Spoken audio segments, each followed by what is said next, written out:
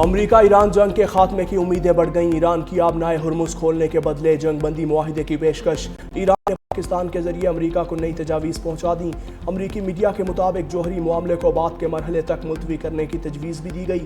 ایرانی وزیر خارجہ عباس عراقچی نے دورہ پاکستان کے دوران کہا، نئی ایرانی تجاویز کا مقصد جوہری معاملے پر ڈیڈ لاک ختم کرنا ہے۔ ایران چاہتا ہے پہلے آبنائے ہرمز اور امریکی ناکہ بندی کا معاملہ حل ہو، پھر طویل عرصے کی جنگ بندی یا جنگ ختم کرنے کا معاہدہ کیا جائے۔ پاکستانی ثالثوں نے ایران کی نئی تجاویز کو وائٹ ہاؤس تک پہنچا دیا۔ صدر ٹرمپ آج نئی تجویز سے متعلق حکام سے میٹنگ کریں گے اور لاہ عمل طے کریں گے۔ جنگ بندی کی کوششیں تیز۔ فیلڈ مارشل عاصم منیر اور نائب وزیر اعظم اسحاق ڈار سے ملاقات کے بعد ایرانی وزیر خارجہ عباس عراقچی موسکو پہنچ گئے۔ اہم روسی حکام نے استقبال کیا۔ عباس عراقچی روسی صدر پوٹن سے ملاقات کریں گے۔ عباس عراقچی روس میں میڈیا سے گفتگو میں بولے، پاکستان اور عمان کے دورے دو طرفہ تھے۔ پاکستان نے ایران امریکہ مذاکرات میں اہم کردار ادا کیا۔ دورہ پاکستان میں آئندہ مذاکرات کے طریقہ کار پر بات ہوئی۔ مذاکرات میں کچھ پیش رفت ہوئی ہے، مگر امریکہ کے سخت مطالبات کی وجہ سے مکمل نتیجہ حاصل نہ ہو سکا۔ تاہم پاکستان کا دورہ کامیاب رہا۔ ایرانی وزیر خارجہ نے مزید کہا کہ ایران اور ماسکو کے درمیان علاقائی اور عالمی امور پر قریبی مشاورت جاری رکھنے کے مقصد سے روس آیا ہوں۔ ملاقات جنگ کی پیش رفت اور موجودہ صورتحال کا جائزہ لینے کا اچھا موقع ہے۔ ایران میڈیا ارنا کے مطابق ایرانی وزیر خارجہ عباس عراقچی پرواز میناب 168 کے ذریعے روس پہنچے۔ میناب کو ایران میں شہید بچوں کے اسکول سے منسوب کیا گیا ہے۔ ایران کے ساتھ مزید مشاورت اب فون پر ہوگی۔ ایرانی حکام بات چیت چاہتے ہیں تو فون کر سکتے ہیں۔ امریکی صدر کا نرم لہجہ جنگ کے خاتمے کا پھر اندیا دے دیا۔ فوکس نیوز کو انٹرویو میں کہا کہ امید ہے جنگ ختم ہوگی اور ہم کامیاب ہوں گے۔ ٹرمپ نے پاکستانی قیادت کی تعریفوں کے بھی پل باندھ دیے۔ بولے، پاکستان کے فیلڈ مارشل اور وزیر اعظم دونوں قابل احترام ہیں اور عظیم شخصیات ہیں۔ پاک بھارت جنگ کے دوران 11 طیارے گرائے گئے۔ ایران تنازع کے بعد معاملے پر نیٹو ہمارے ساتھ کھڑا نہیں ہوا۔ برطانیہ نے کہا کہ جنگ کے اختتام پر آبنائے ہرمز میں بحری جہاز بھیجے گا، یہ اچھی بات نہیں۔ ایران کے حوالے سے چین مزید مدد فراہم کر سکتا ہے۔ روس اور یوکرین کے صدور کے ساتھ رابطہ ہوا، کشیدگی کو ختم کرنا چاہتے ہیں۔ ڈونلڈ ٹرمپ نے واشنگٹن میں فائرنگ کرنے والے ملزم کو ذہنی مریض قرار دے دیا۔ صدر مملکت آصف علی زرداری کا دورہ چین، مفاہمتی یادداشتوں پر دستخط کی تقریب میں شرکت۔ سمندری پانی قابل استعمال ہونے، زرعی ٹیکنالوجی اور چائے کے شعبے میں تعاون سمیت دیگر سمجھوتوں پر دستخط۔ صدر آصف علی زرداری نے چین کے شہر چانگشا میں چین کے ڈاکٹر کو ستارہ پاکستان سے نوازا۔ صدر آصف علی زرداری سے صوبہ ہنان کے پارٹی سیکریٹری اور گورنر کی ملاقات۔ پاکستان اور چین کے درمیان تعلقات مضبوط بنانے پر اتفاق۔ صدر مملکت نے کہا کہ پاک چین تعلقات پاکستان کی خارجہ پالیسی کا اہم جز ہے۔ پاکستان کے چین کے ساتھ تعلقات نسلوں پر محیط ہیں۔ صدر آصف علی زرداری کا چینی شہر چانگشا میں ہنان ٹی گروپ کا دورہ۔ سینئر وزیر سندھ شجیل میمن، قاسم نوید قمر اور دیگر وزراء بھی ہمراہ۔ صدر آصف علی زرداری کا چین میں ثانی ہیوی انڈسٹری کا بھی دورہ۔ جدید مینوفیکچرنگ نظام، مصنوعات، تحقیقات اور ترقی میں جاری سرمایہ کاری پر بریفنگ۔ امریکہ ایران براہ راست مذاکرات میں تعطل، ایشیائی منڈیوں میں خام تیل کی قیمت میں اضافہ۔ برنٹ خام تیل کی قیمت 2.2% اضافے کے بعد $107.70 فی بیرل ہو گئی۔ امریکی منڈی میں خام تیل 2.1% اضافے کے ساتھ فی بیرل $96.40 میں فروخت۔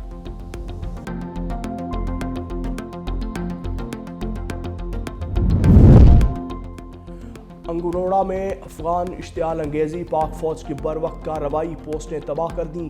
پاک فوج کی بروقت اور چوکس کارروائی کے باعث فتنہ الخارج کی دراندازی کی تمام کوششیں ناکام۔ فتنہ الخارج کی تشکیل کے دراندازی میں ناکامی کے بعد افغان طالبان نے سول آبادی کو نشانہ بنایا۔ فائرنگ کے نتیجے میں 2 خواتین سمیت 3 شہری زخمی۔ زخمیوں کو فوری طور پر وانا اسپتال منتقل کر دیا۔ جنوبی وزیرستان کے علاقے ذلول خیل انگور اڈہ میں افغان طالبان کی اشتعال پر فائرنگ۔ وزیر اعلیٰ خیبر پختونخوا سہیل آفریدی کی زیر صدارت سالانہ ترقیاتی پروگرام سے متعلق اجلاس۔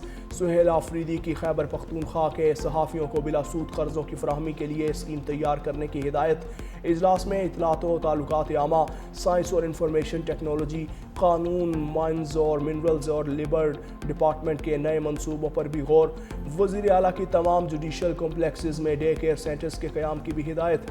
صوبے میں چائلڈ لیبر کے خاتمے اور ان بچوں کو تعلیمی ادارے میں شامل کرنے کے لیے بھی اسکیم تجویز کرنے کا حکم دے دیا۔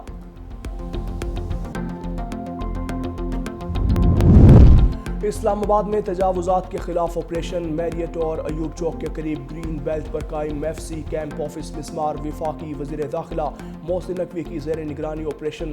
وزیر داخلہ نے کہا کہ اسلام آباد میں بلا تفریق غیر قانونی تعمیرات اور تجاوزات کو مسمار کیا جا رہا ہے۔ ایف سی کیمپ آفس کے لیے متبادل قانونی جگہ فراہم کی جائے گی۔ تجاوزات اور قبضہ مافیا کے خلاف زیرو ٹالرنس پالیسی ہے۔ اسلام آباد کو اصل حالت میں بحال کرنا اور تجاوزات کا خاتمہ مکمل ترجیح ہے۔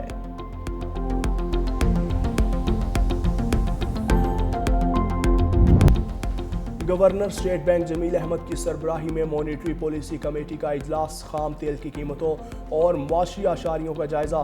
گورنر اسٹیٹ بینک نئی شرح سود کا اعلان کریں گے۔ فی الوقت بنیادی شرح سود 10.5% پر برقرار ہے۔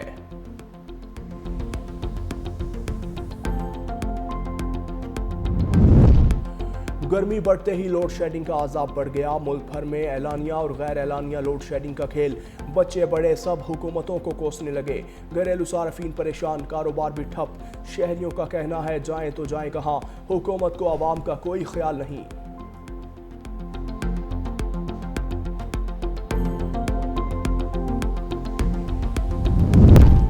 سہونی ریاست کا گریٹر اسرائیل کا گھنونا منصوبہ، شام کی حدود میں عارضی چوکیاں قائم کر لیں۔ شام کے میڈیا کے مطابق اسرائیلی فورسز نے جنوبی شام میں کنیترا نامی 2 دیہی علاقوں پر چھاپا مار کر عارضی چوکیاں قائم کیں۔ مقامی شہریوں کی تلاشی بھی لی گئی۔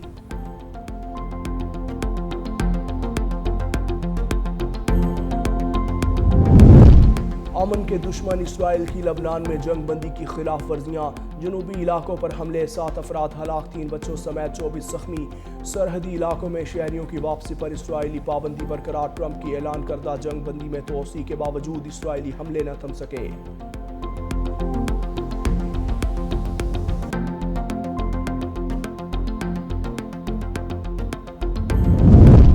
اسرائیلی وزیر اعظم کو بڑا دھچکا، 2 سابق وزرائے اعظم کا نئے انتخابی اتحاد کا اعلان۔ اتحاد کا بنیادی مقصد اکتوبر 2026 میں ہونے والے عام انتخابات میں نیتن یاہو کی مخلوط حکومت کو شکست دینا ہے۔ بینیٹ نے کہا کہ 30 سال کے بعد اب وقت آ گیا ہے کہ نیتن یاہو سے علیحدگی اختیار کی جائے۔ اسرائیل کو اپنا رخ بدلنا ہوگا۔